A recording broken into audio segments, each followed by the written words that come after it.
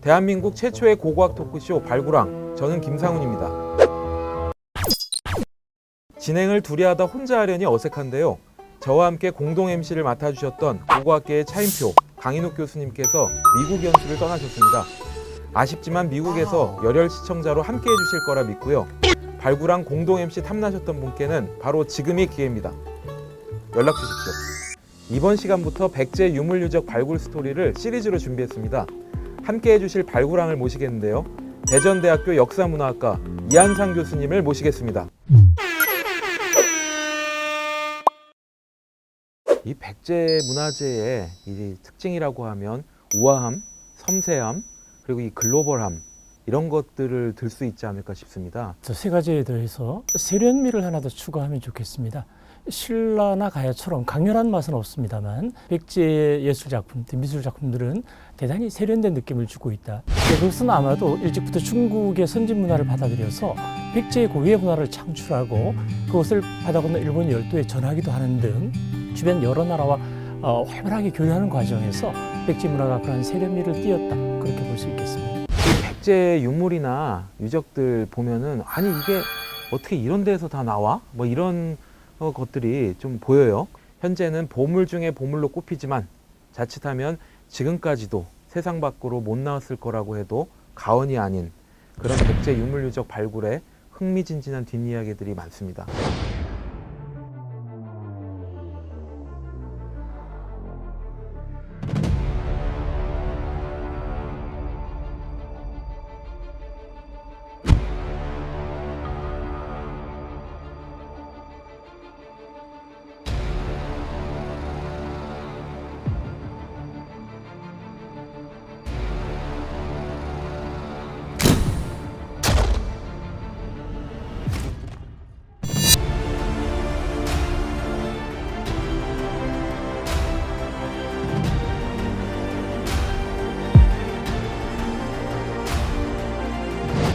대표적인 백제 보물로 꼽히는 게 금동대학로 아닙니까? 네, 그렇습니다. 예, 그 귀한 것을 발굴왕에서 특별 공수했습니다.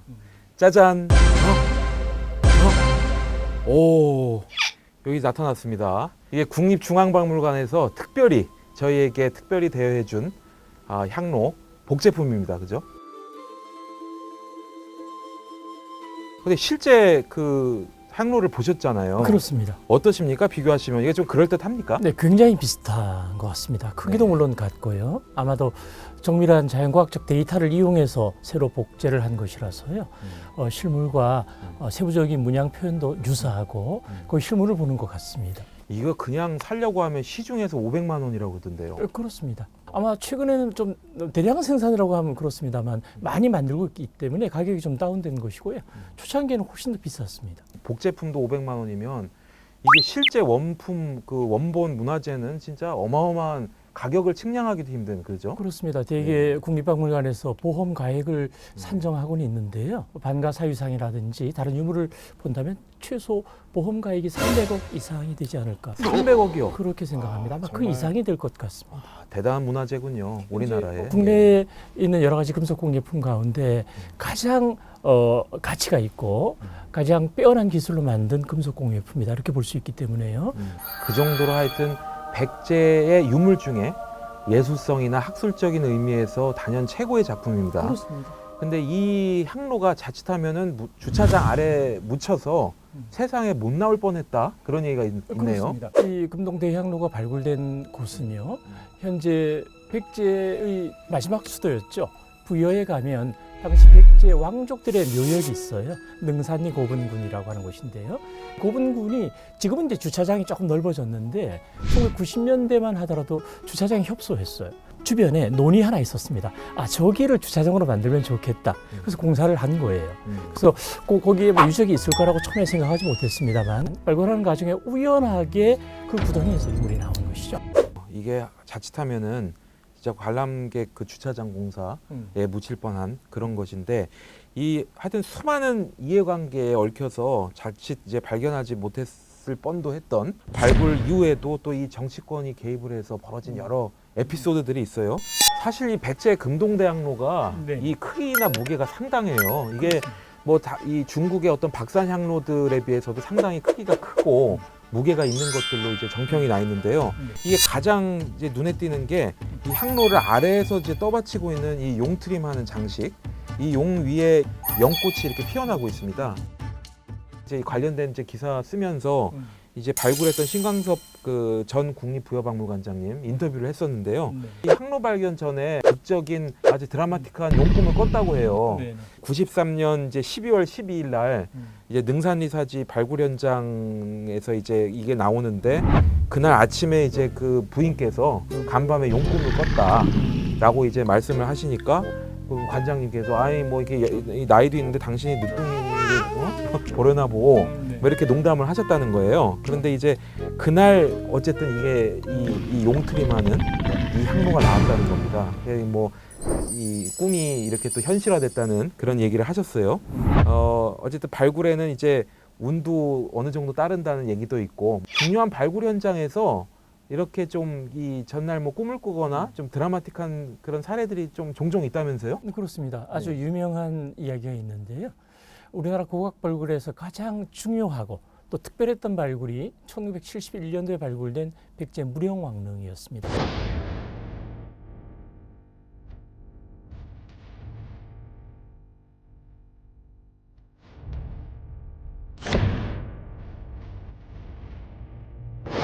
그 무덤을 처음 찾아서 발굴했던 분이 당시 국립공주박물관장이셨던 김영배 선생님이었습니다.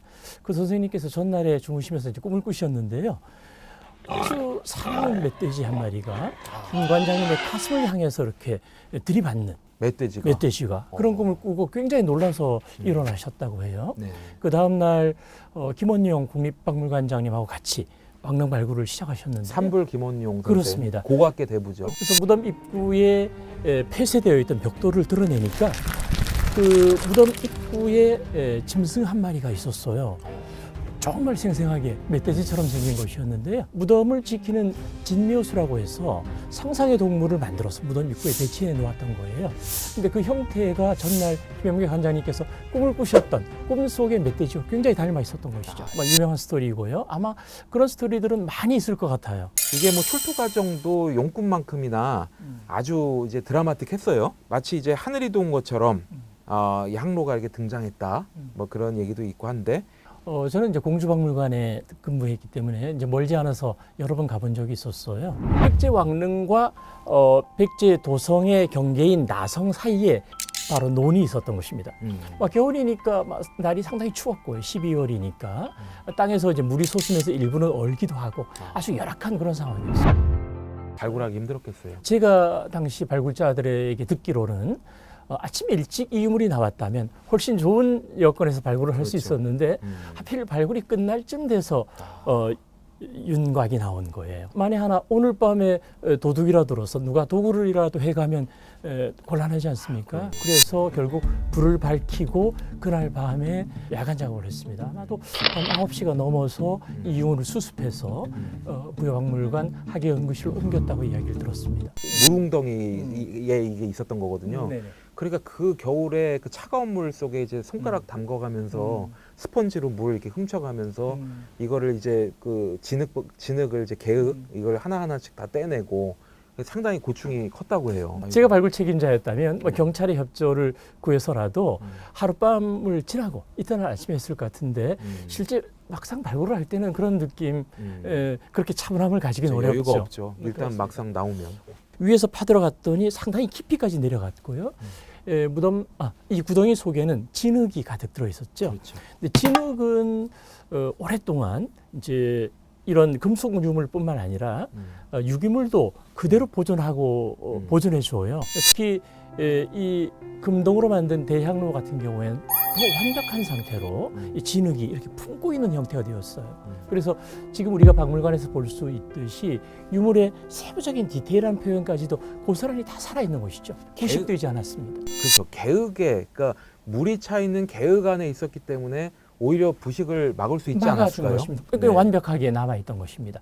그때 얘기를 신광석 관장께도 제가 좀 들어보니까 이 나왔던 이 장소가 공방지, 공방터의 수조, 목조 수조 안에서 나왔습니다. 귀한 것을 그러니까 숨겨놓은 거죠. 동방의 그 목조 수조에 왜 들어갔겠느냐. 아이고, 이게 벌써 연기가 모락모락 오르고 있습니다. 간절히 이걸 잘 발굴을 진행하라. 발굴 비용이 1억이 뚝 떨어졌대요. 그러면 거의 10년치를 그냥 그러네요. 이제 쓰는 굉장히 셈이네요. 큰 돈이었던.